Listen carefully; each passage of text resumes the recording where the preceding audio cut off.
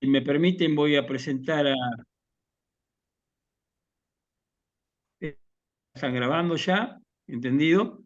Sí, Voy a realizar la presentación de... aparte de ser una persona muy agradable y que quiero mucho a través del... Hay que reconocerle su trayectoria. Marina es nacida en San Antonio de Paz y ha cursado la carrera de bioquímica en la Facultad de Exactas de la UNIón y se graduó con un promedio muy alto y además doctorado en bioquímica en la Facultad de Farmacia y Bioquímica de la UBA y en el año 2008. Actualmente Marina es coordinadora estructural de INTA, Inocuidad Física, Química y Biológica de Alimentos, metodologías analíticas, tecnologías, estrategias de intervención innovadora y riesgo. Hoy Marina va a disertar dentro de este programa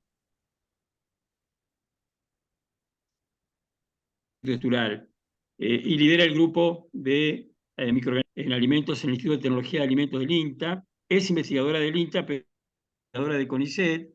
El Instituto de Tecnología de Alimentos es una unidad,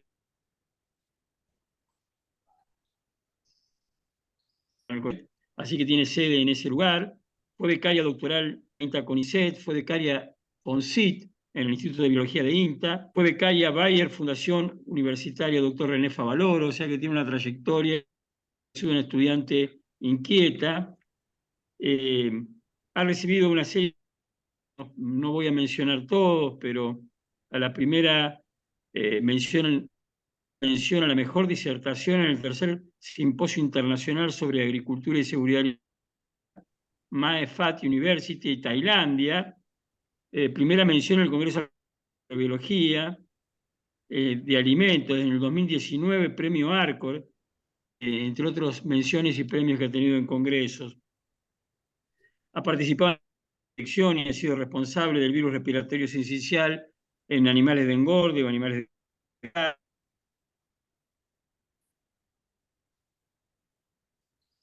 VHH contra rotavirus con capacidad neutralizante, es una constante en la virología. Ha participado en un grupo como Premio 8 en la producción de antígenos en plantas. Tiene más de, le han otorgado más de 30 subsidios competitivos. Por mencionar, capacitalmente en el desarrollo en vinculación tecnológica, que ha sido también muy activa, para la detección y caracterización de campeones con Frigorífico Tres Arroyos, que es una empresa líder en nuestro país. Marina se ha ido a capacitar a Science Bélgica en el servicio de patógenos de alimentación en el 2019, pero también se ha capacitado en laboratorio de metagenómica en Bélgica, en Rega, Leuven, Bélgica, en Polonia, Departamento de Virología de Alimentos, o sea que ha tenido un contacto con referencias internacionales importantes, pero también ha participado en convenios al Genex en la producción de vacunas subunidad, que es la primera vacuna subunidad desarrollada en sanidad animal en nuestro país, aplicado a los bovinos, una vacuna aplicado. Ha dirigido 4 becas doctorales, varias de tesis de grado, ha sido evaluadora de proyectos de FONCIT, evaluadora en más de 9 científicos internacionales, evaluación de presentaciones de congresos, ha participado organizadora de la SAB en el 2021, Sociedad Argentina de Virología, hace tesis en San Paulo, Brasil, en el 2019, o sea que ya comienza a ser Marina una investigadora referente en muchas temáticas. Con el tiempo ha sido reconocida con todas este tipo de actividades. Titular en la Universidad de Hurlingham, titular en la Universidad de Morón, ambas en biotecnología. También ha participado como docente en posgrado en la maestría de biotecnología de veterinaria.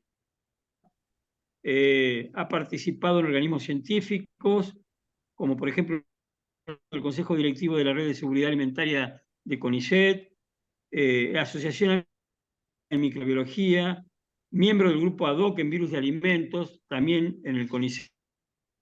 No me voy a detener en todo su currículum, pero quiero destacar aquellos aspectos más importantes. Ha dado numerosas conferencias, 56 presentaciones a Congreso Nacional y 38 presentaciones a congresos internacionales. Ha participado en la elaboración de 3 libros, también de informes técnicos, publicaciones científicas, suma 30 publicaciones científicas. Es investigadora, actualmente asistente de CONICET, adjunta, y seguramente avanzará en esa carrera hacia escalones superiores. Un currículum muy importante, pero quiero destacar uno en particular, que ha sido y es responsable de la Dirección de Técnica de Laboratorio de Diagnóstico Unidad COVID-19 en la Universidad de Hurlingham.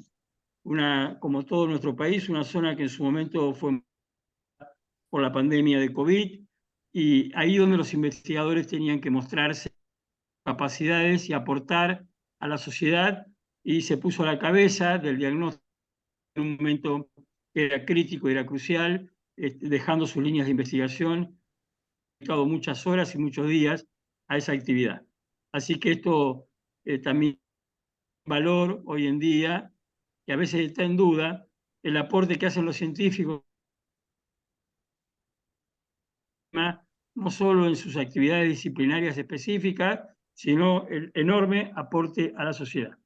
Así, presentación, Marina, ahora somos todos oídos y vamos a escuchar tu presentación. Está dirigida básicamente a la temática de bivalvos, pero que tiene una trayectoria muy importante en la disciplina de la biología, como he mencionado. Así que, Marina, muchísimas gracias. En nombre de la Academia, adelante con tu presentación. Gracias, Fernando. Para mí es un honor y un placer que me hayan invitado, que me hayas presentado. Sabes que te quiero mucho. Fuiste mi director en Viro durante tantos años donde yo digo que me crié. Quiero solo agregar que la posibilidad de haber participado en la unidad COVID en la Universidad Nacional de Hurlingham se la debo enteramente a María José dos Santos, que es una enorme investigadora y una gran amiga, que fue quien me dio la oportunidad, junto con ella, que la verdad que la unidad la armó ella, así que se lo quiero agradecer públicamente porque fue un esfuerzo conjunto enorme que hubiese sido imposible, y agradecerle la oportunidad de haberme convocado, porque si pude participar de ese proyecto que fue tan gratificante durante esos 2 años y piquitos de pandemia, que fue, Mari, si no, corregime si lo estoy diciendo mal, pero fue del 2020 al mediados del 2022, se lo debo enteramente, así que gracias. Bueno, arranco con la presentación.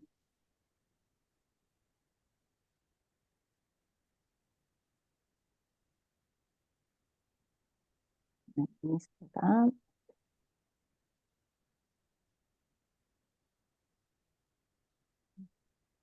Ahí va.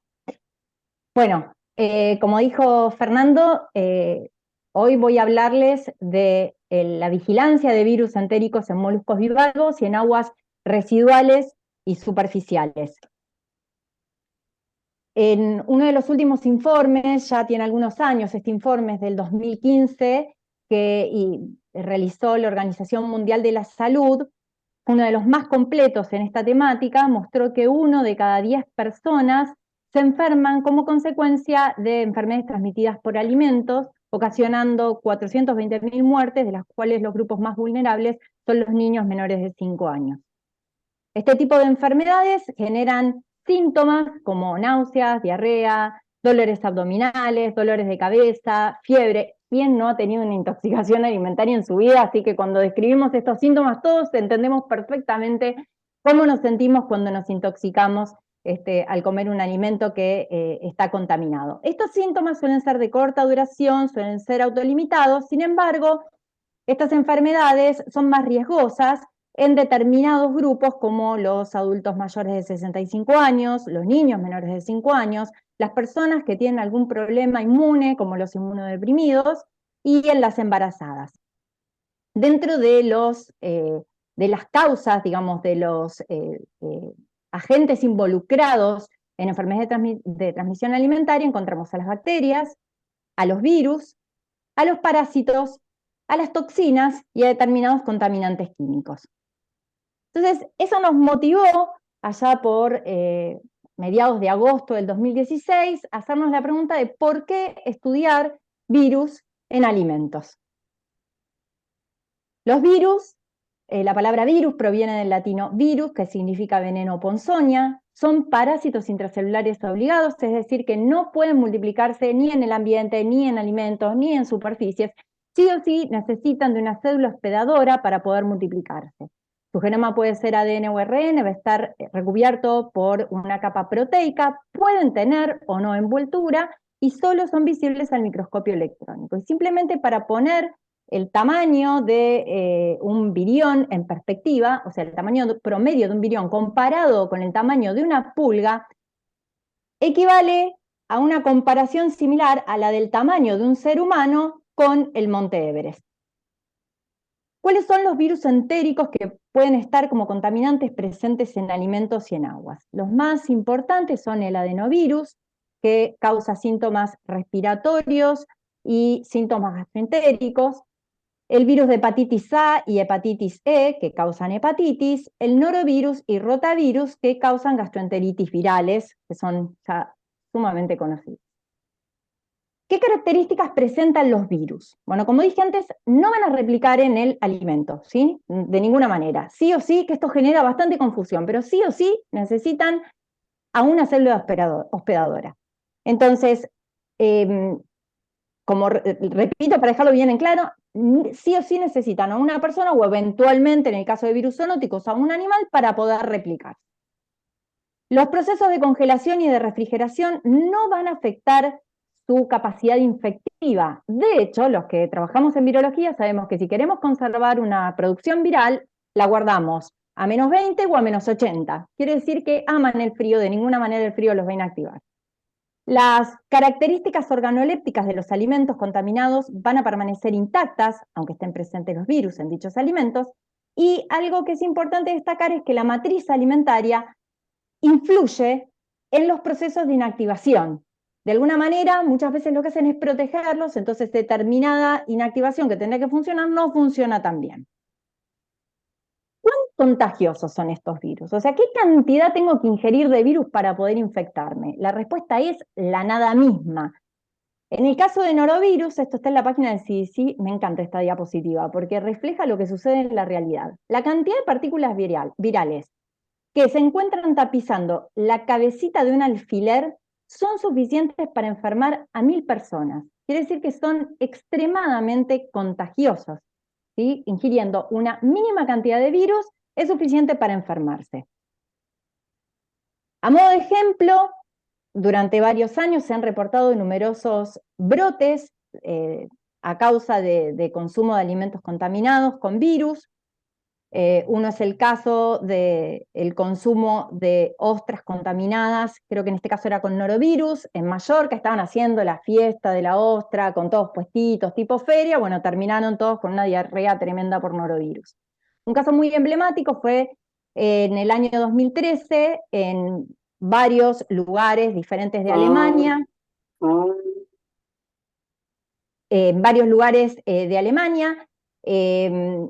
ocurrió un brote por norovirus debido al consumo de frutillas contaminadas provenientes de China. Esto lo que generó, se disparó, digamos, una normativa en la cual se solicitó durante varios años que todos los productos de este estilo que entraran de China a la Comunidad Europea tenían que tener sí o sí el control de virus en alimentos. Y esto es re importante, porque la presencia de virus en alimentos, a diferencia de las bacterias, no está regulada.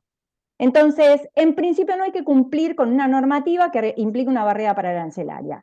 Sin embargo, hay muchos países de la Comunidad Europea y países como Estados Unidos y Canadá que exigen al momento de exportar, sobre todo frutos finos como frutillas, frambuesas, arándanos, tengan la certificación de ausencia de virus. Y es lo que sucede en nuestro país cuando empresas productoras de este tipo de alimentos quieren exportar subproductos a estos países destinos que mencioné, sí o sí requieren de esta certificación.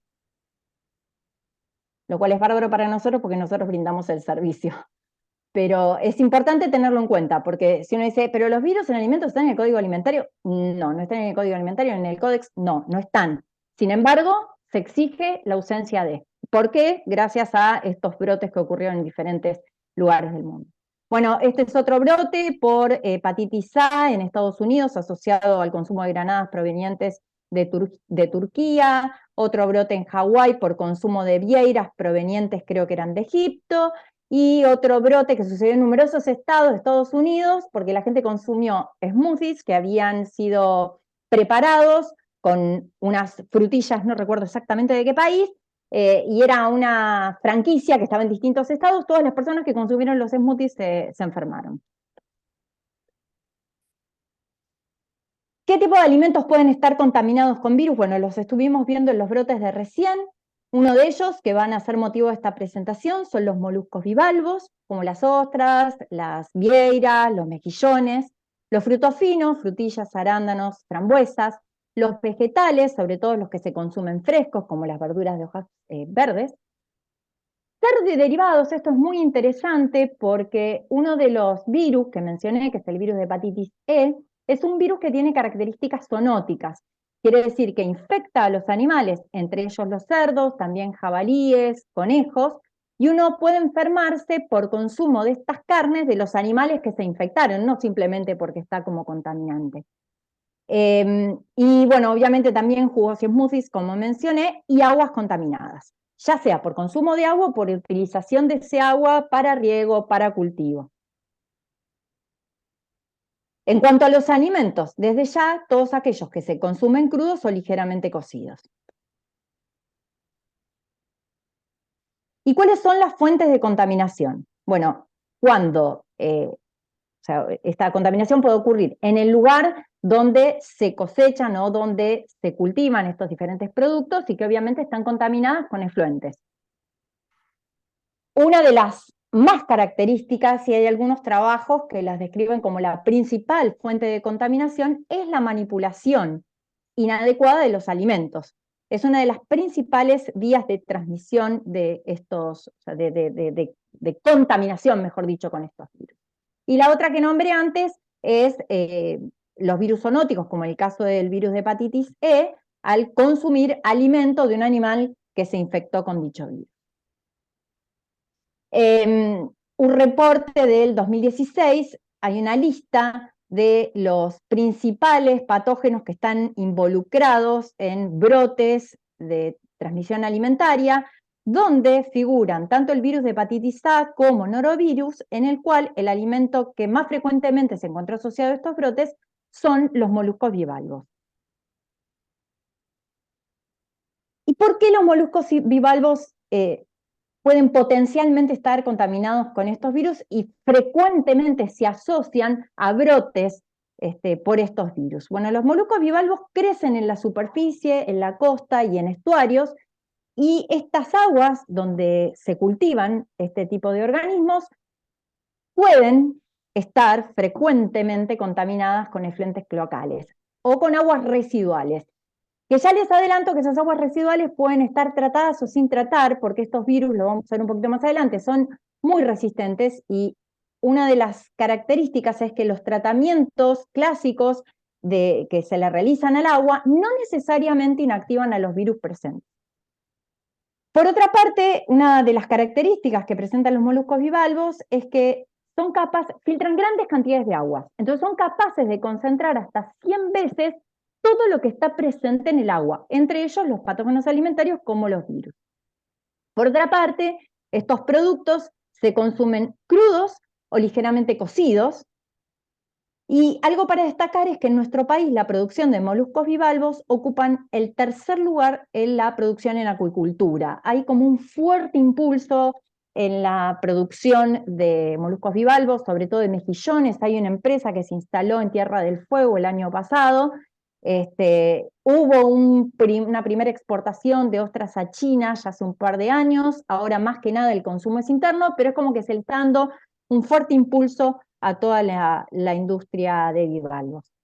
Tal es así que ya desde hace varios años, en esta zona, que es bien al sur de Buenos Aires, en la zona de Bahía San Blas, esto es Bahía Anegada, hay una zona que se llama Los Pocitos, donde todos los años en enero se festeja la fiesta provincial de la ostra.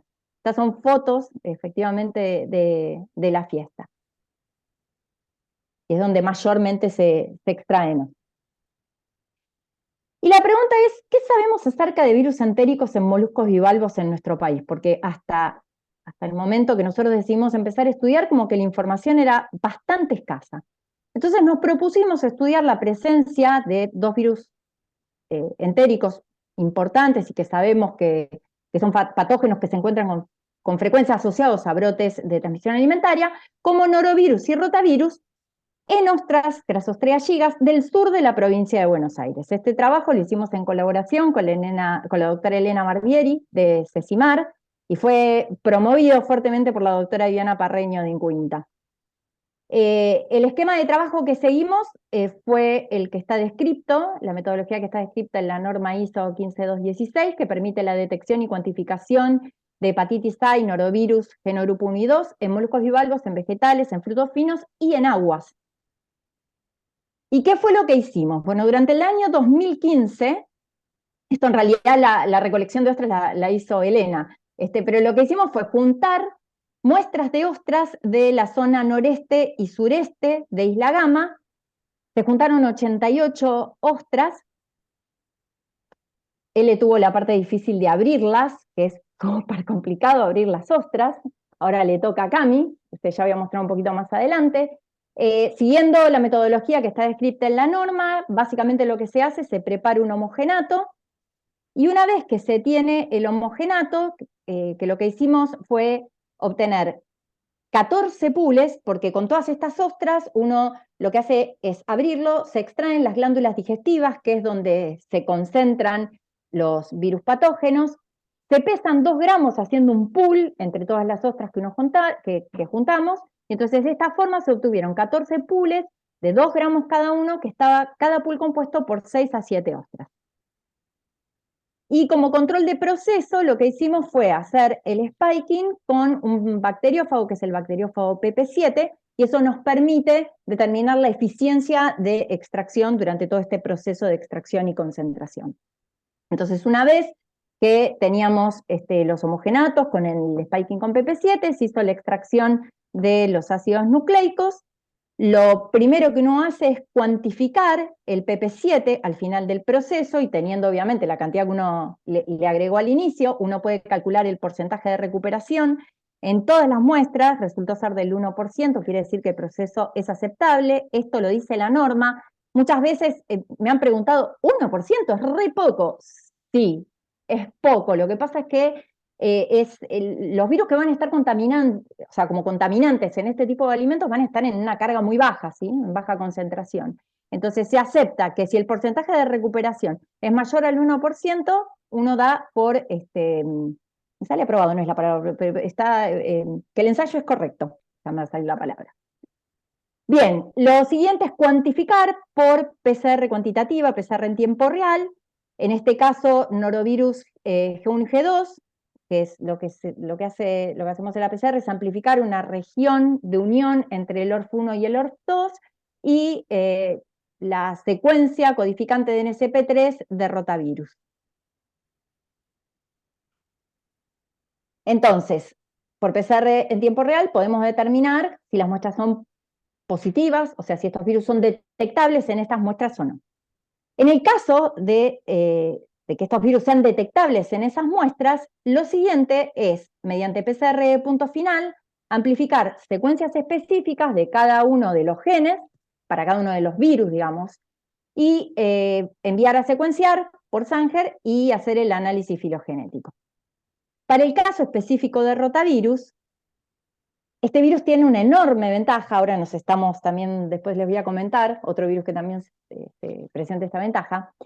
Algo que no dije, que de todos estos virus, exceptuando rota, y adeno también, no se pueden crecer en cultivo celular. si bien hay algunas líneas, hay una línea celular para trabajar con hepatitis A, que es una línea específicamente modificada, otra línea que también está modificada para trabajar con hepatitis E, para poder aislarlo en cultivo celular, la verdad que son muy, muy, muy complicados de aislar. Sin embargo, para Rota, y sobre todo porque tenemos un montón de experiencia en Rota, tenemos a la referente de Rota en Instituto de Virología, en Quinta, es un virus que si bien es difícil de adaptar dependiendo de dónde venga, pero podemos intentar, que de hecho lo hicimos y lo hacemos prácticamente de rutina, intentar el aislamiento en células MA104. Entonces, para las muestras que dieron positivas para Rota, se intenta el aislamiento en cultivo celular. Y en caso, se hacen generalmente 4 o 5 pasajes, vamos viendo si hay o no efecto citopático. El paso siguiente es volver a repetir la PCR en tiempo real y simplemente ver si el CT baja respecto del obtenido en el homogenato inicial. Si vemos que baja, volvemos a infectar células, revelamos con un anticuerpo que está marcado con Alexa, que es un anticuerpo que es un nanoanticuerpo, el 2KD1, que está dirigido contra la proteína BP6 de rotavirus, y vemos si hay focos fluorescentes.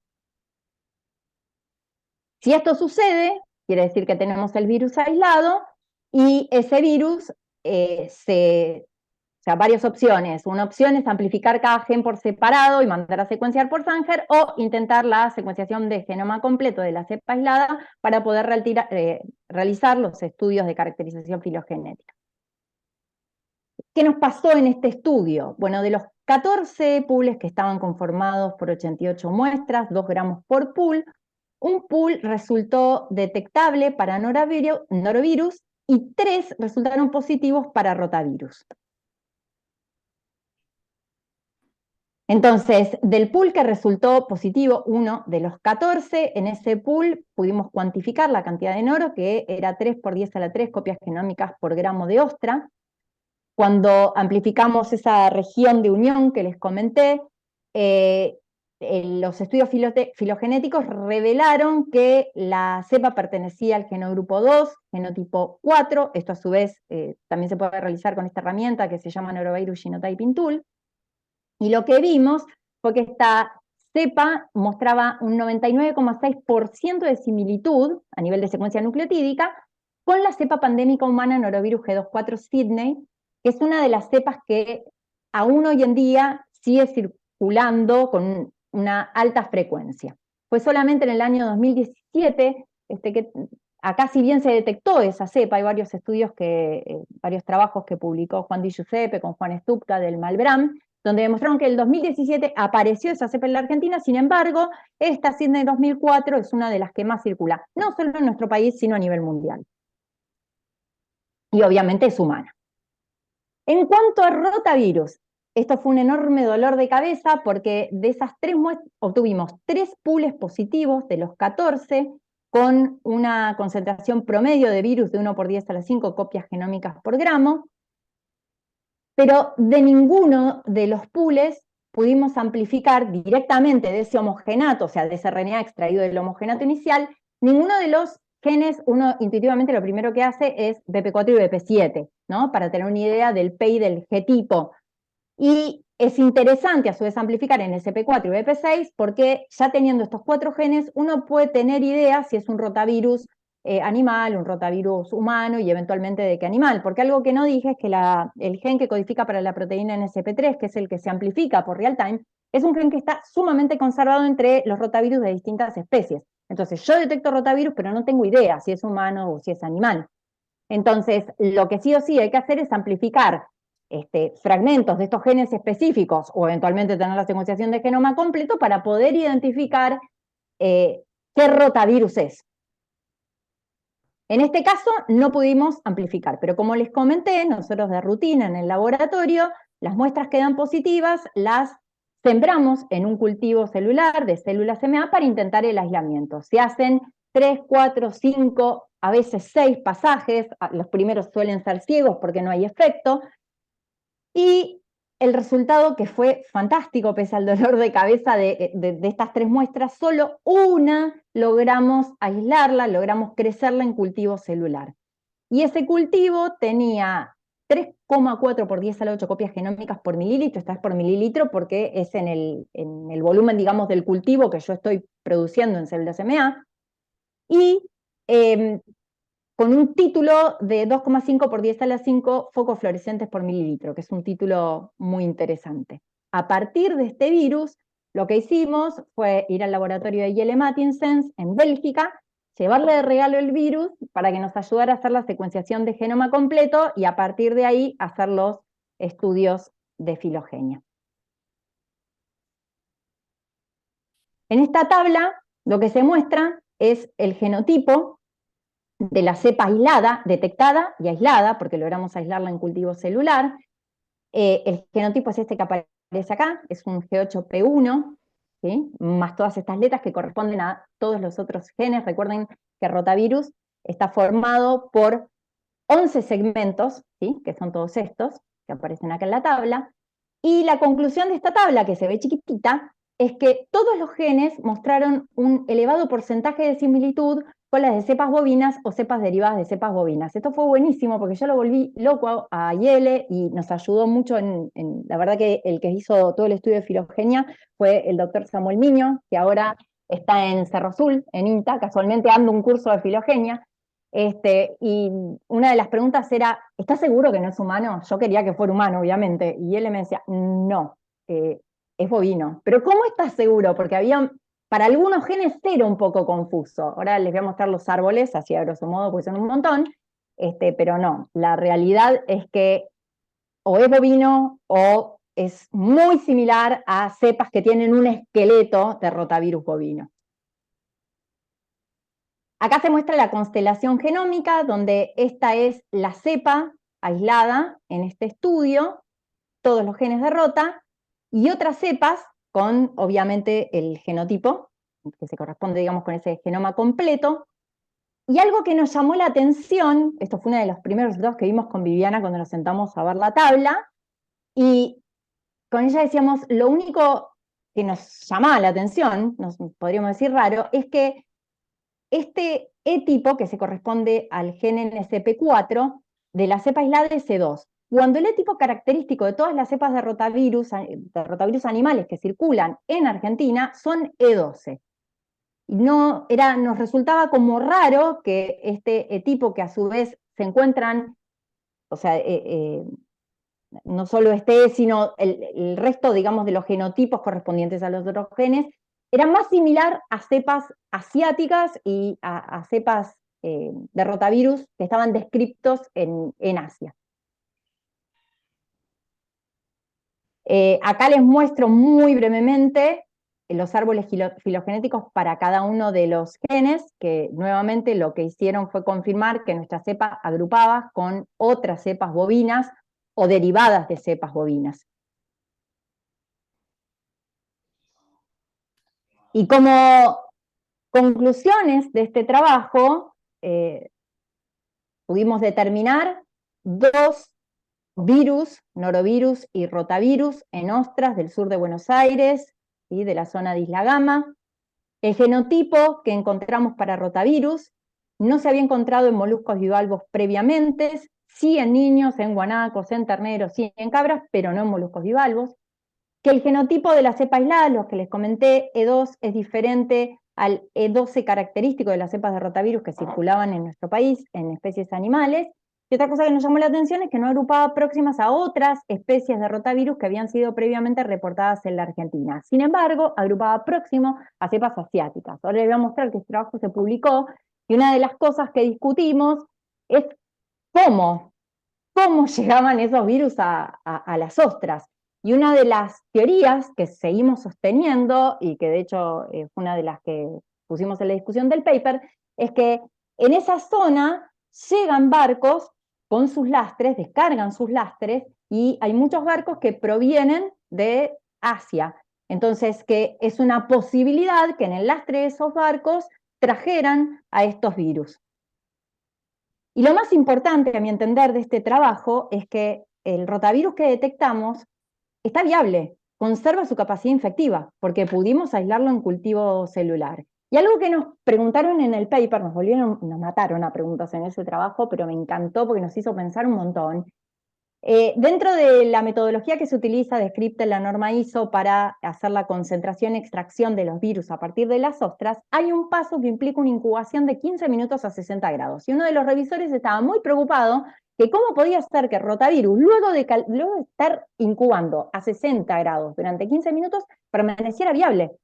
Y efectivamente permanece viable porque pudimos aislarlo. Lo que hicimos fue demostrar con un montón de trabajos que hablan de la enorme resistencia de este virus, incluso a las altas temperaturas.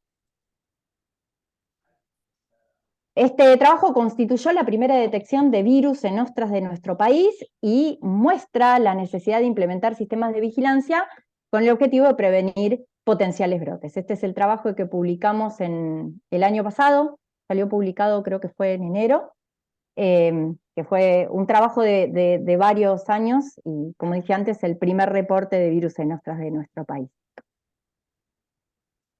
¿Cómo continuamos? Bueno, continúa Cami. Cami es la becaria de nuestro lago, a quien adoramos. Ella tiene una beca cofinanciada INTA con ICET. Este es el tema de su tesis. Es un tema enorme y tiene un montón de resultados. Ella continuó el trabajo, pero esta vez en la zona de Golfo Nuevo, en la provincia de Chubut. Fue a hacer varios muestreos.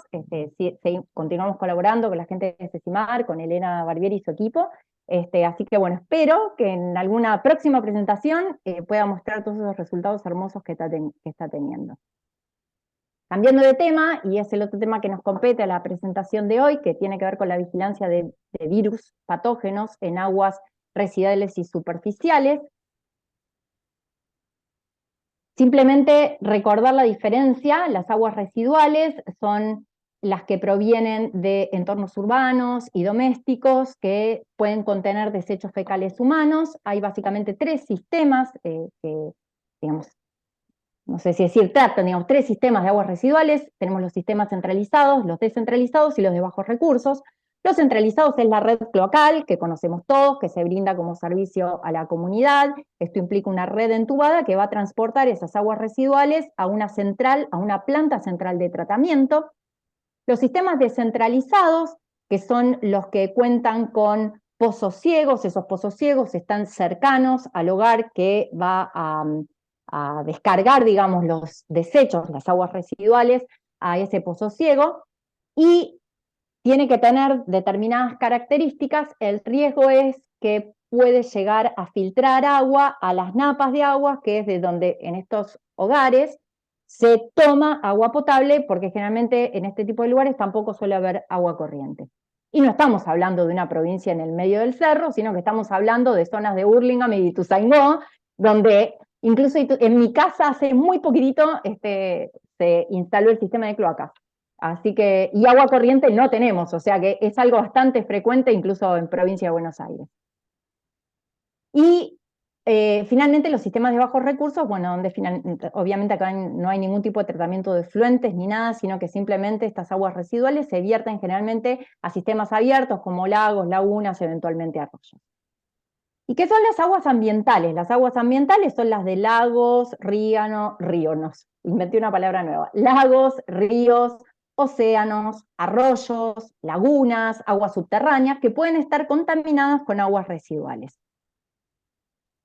Ahora, ¿cuál es el objetivo de estudiar estos virus entéricos en aguas residuales y en aguas ambientales? Una persona, ya sea sintomática o asintomática, que está infectada con virus entéricos, va a excretar en su materia fecal alto título de los mismos que van a ir a las aguas residuales, que como mencioné antes, o pueden ir a una planta de tratamiento o pueden verterse, depende del sistema, directamente en aguas ambientales. Y estas aguas, en el caso de las tratadas, e incluso sin tratar, acá tendría que agregar una flechita, pueden reutilizarse en sistemas de riego y cultivo.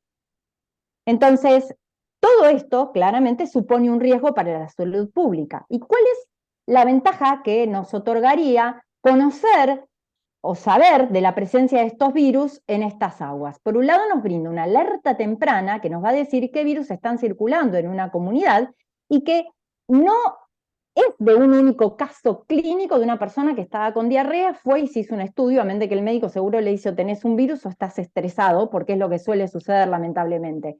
No, esto refleja a una población entera que está descargando a esas aguas residuales eventualmente aguas ambientales, que eso, digamos, es incluso más complejo, porque quiere decir que las aguas ambientales están contaminadas con aguas residuales, que es de hecho lo que sucede. A su vez, uno puede, mediante esos estudios, saber qué virus circulan que provienen de personas sintomáticas o asintomáticas, porque es muy poco probable que si una persona que se infectó está asintomática, vaya a un médico y se haga ver, y además le manda un estudio, o sea, claramente no va a suceder. Entonces, es importante en este sentido. Y a su vez, es muy importante en la población que tiene un acceso difícil a sistemas de salud, porque esta detección, como dije antes, es independiente del diagnóstico clínico.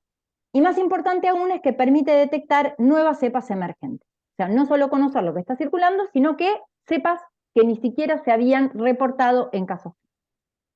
Todo esto, por supuesto, va de la mano y es simplemente para aportar al sistema público de salud en cuanto a la prevención de potenciales brotes y a la instauración de un sistema de control.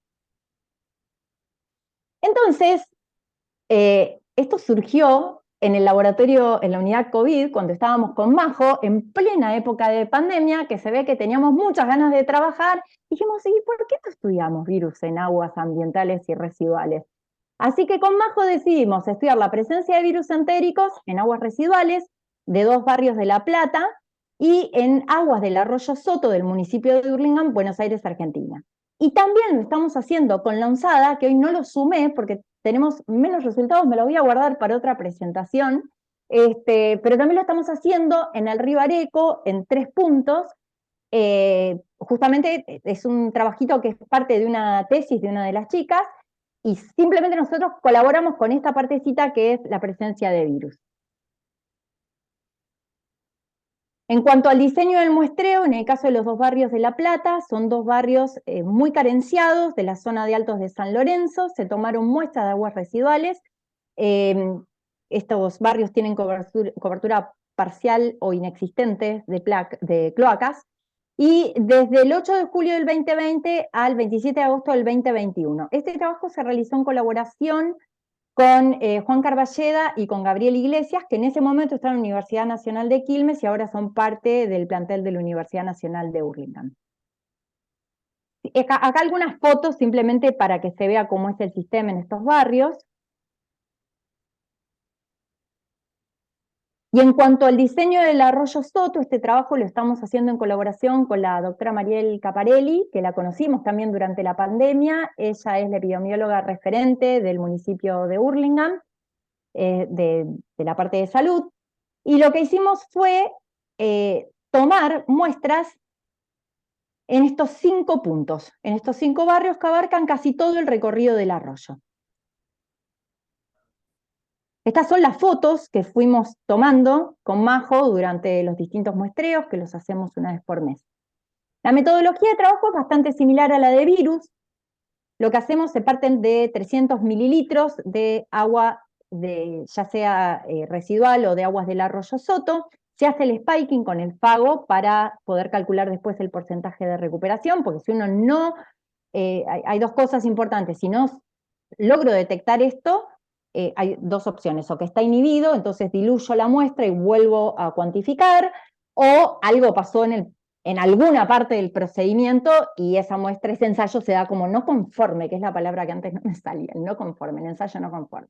Bueno, a partir de estos 300 mililitros de agua se concentra utilizando un protocolo que nos pasó la gente de Córdoba, que tiene una enorme experiencia en el tema, en particular nos lo pasó Gisela Masachesi. Y entonces, a partir de estos 300 mililitros, se hace una centrifugación, una precipitación con polietilenglicol, y se obtiene un concentrado de este agua. Generalmente de estos 300 mililitros nos quedamos con 0,5 a 0,8 mililitros. A partir de ese concentrado de agua se hace la extracción de ADN-ARN con un kit comercial, y luego se hace la PCR cuantitativa, una real time, para detectar rotavirus, adenovirus, norovirus, virus de hepatitis E, virus de hepatitis A. En el caso de las muestras positivas, como expliqué antes, se hace una PCR de punto final amplificando fragmentos específicos para cada uno de los genomas virales, y esos fragmentitos amplificados se envían a secuenciar, que lo hacemos con la doctora Andrea Puebla del IAVIMO, de INTA, de la unidad de genómica, secuenciamos por Sanger y ahí realizamos los estudios filogenéticos. En cuanto a los resultados que obtuvimos con las aguas residuales de los dos barrios de La Plata, en esta tabla se puede ver la positividad de las muestras, donde el 35% de las muestras, que son el 35%, fueron positivas para al menos un virus, mientras que el 14% fueron positivas para al menos 2 virus, ¿sí? Algunas fueron incluso para 3 o más virus. Y en esta tabla lo que se muestra son las muestras positivas para cada uno de los periodos y para cada uno de los virus, donde el 35% de las muestras en el primer periodo resultaron positivas, mientras que el 35% no. Ahora lo estoy diciendo bien, no. Esto es 35 se recolectaron 100 muestras. 35 muestras resultaron positivas en el primer periodo y 65 en el segundo, y acá está discriminado para cada virus. Los virus que se detectaron fueron hepatitis E, norovirus G1, norovirus G2 y rotavirus.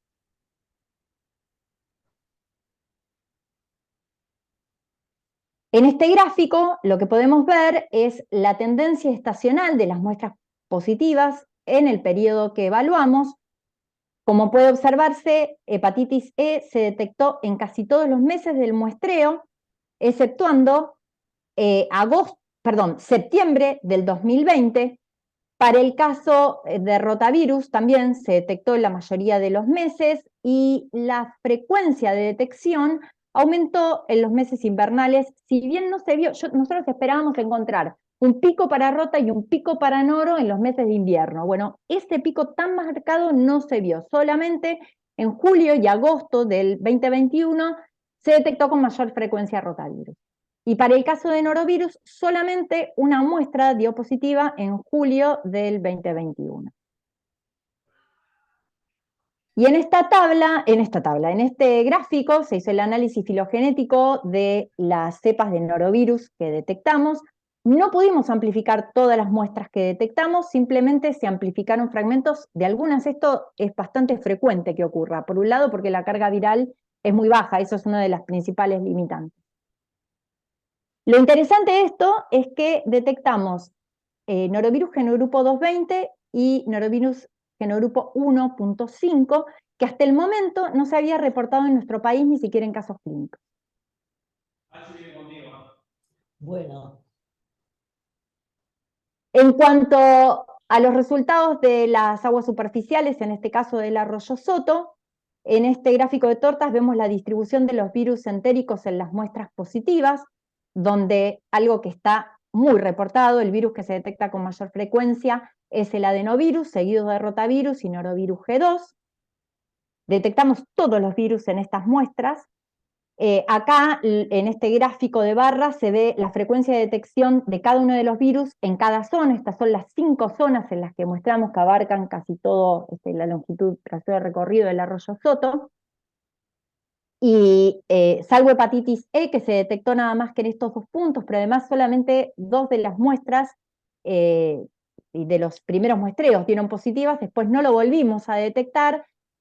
Lo que sí nos llamó la atención, y ahora vamos a ver en el otro gráfico, es que esto en el último muestreo, que fue el de agosto, se detectaron en todas las muestras prácticamente norovirus tanto G1 como G2. Algo que no dije es que en el caso del arroyo Soto tenemos ya procesadas 50 muestras desde enero del 2023, es decir, de este año, hasta agosto de este año. Y generalmente realizamos con Majo un muestreo por mes. Hay 2 meses, que uno fue en febrero y el otro en marzo, que realizamos 2 muestreos por mes. Si bien no podemos hablar de estacionalidad, quizás tendría que corregir este título y poner tendencia estacional, como puse en el anterior, porque todavía no tenemos ni un año de muestreo. Lo que podemos ver es que adenovirus lo detectamos durante todo el periodo muestreado, en todas las muestras, es súper positivo. Además, la carga de adeno suele ser bastante baja en comparación con los otros virus.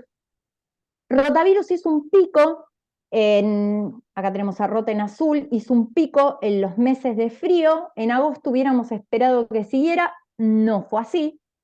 Y hepatitis A, que es una de las cosas que más le interesa a Mariel, que es la epidemióloga, tuvimos una muestra positiva. Siempre que hablo de muestra, recuerden que es de agua, ¿sí? Así que no es que es una persona, sino que eso seguramente se corresponde con algún brote, sea que se haya informado o no. Pero tuvimos una muestra positiva en el mes de mayo y nos sorprendió muy gratamente a los que hacemos este tipo de estudios que 4 muestras en 4 zonas del último muestreo dieron positivas para hepatitis A y también para norovirus G1 y norovirus G2.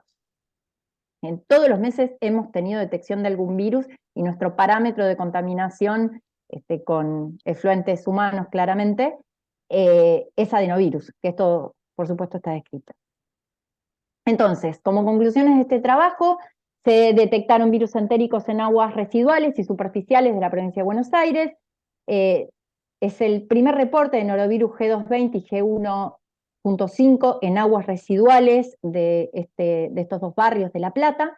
Estos resultados muestran que los virus están circulando en la población, porque es una medida indirecta de que estos virus están circulando en la población, y resaltan la importancia de la vigilancia de aguas residuales y ambientales.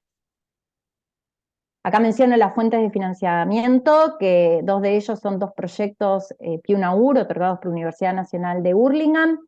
Otro es un subsidio de un proyecto de investigación plurianual de CONICET que obtuvimos el año pasado. Y el otro es un proyecto de Fundación Argenita, que era para proyectos locales que obtuvimos con Majo. Este es el equipo de trabajo. Estábamos festejando mi cumpleaños, así que estábamos de festejo. A su vez, Franco se incorporó este año, obtuvo una beca de entrenamiento para alumnos universitarios, es una beca para finalización de estudios de grado, que lo estamos dirigiendo con Majo. Y Cami, que es la becaria doctoral, que Cami hace todo, porque está haciendo lo de ostras, o sea, lo de bivalvos, a su vez está haciendo lo de aguas, está absolutamente en todos los proyectos, y en este momento está en Cerro Azul con Samuel haciendo el curso de filogenia. Y las colaboraciones, bueno, con Vivi, que Vivi es la persona que me impulsó a trabajar en todo esto cuando empecé en el año 2016, cuando se instaura, digamos, esta línea, el Instituto de Alimentos, donde estoy ahora en INTA. Los chicos de Uruguay que me dieron una mano enorme con todos estos estudios, Samuel, Elena, Irina, las 2 son de Puerto Madryn, Belén Pisano, que es una de las investigadoras de la Universidad de Córdoba, con quien trabajamos en esta temática, hacemos intercambios de becarios, la verdad que es un placer trabajar con ella, y Ele, que también, la mano que nos dio con la secuenciación de genoma completo de Rota, y a Majo, que la nombré muchas veces hoy, que como dije antes, además de ser mi amiga, es una excelente investigadora. Y cierro con esta frase que es de un premio Nobel, que yo esta frase la utilizaba antes de la pandemia, y cuando vino la pandemia como que me dio miedo, porque lo que dice es que la única amenaza en cuanto a la continuidad de la dominación del hombre sobre el planeta es el virus. Muchas gracias. Dejo de compartir, ¿no? Sí, por favor. Bueno, muy bien. No voy a ser muy objetivo en el comentario. La presentación, Majo, ya había escuchado gran parte de esto en algún seminario, viste, presencial, y dejo abierta para algún tipo de preguntas. Ya son casi las 7, no tenemos mucho tiempo, pero bueno, ahí lo vi al doctor Van Gelderen, que hizo una muy buena presentación en la reunión de la semana pasada de Una Salud en la Academia de Medicina, y obviamente me viene a la memoria, no a la memoria, refuerza esta idea de una salud, donde salud humana, salud animal y salud del medio ambiente y todo el conjunto hoy hace a que realmente tengamos que sumar capacidades como la tuya para poder atacar la problemática de diferentes disciplinas, especialidades. Así que bueno, felicitaciones, la presentación muy buena, y dejo abierto que si abren los micrófonos, si quieren hacer algún tipo de pregunta, adelante, por favor. Yo no quiero hacer la misma pregunta que hice en la presentación presencial, así que dejo un poco abierta a los demás.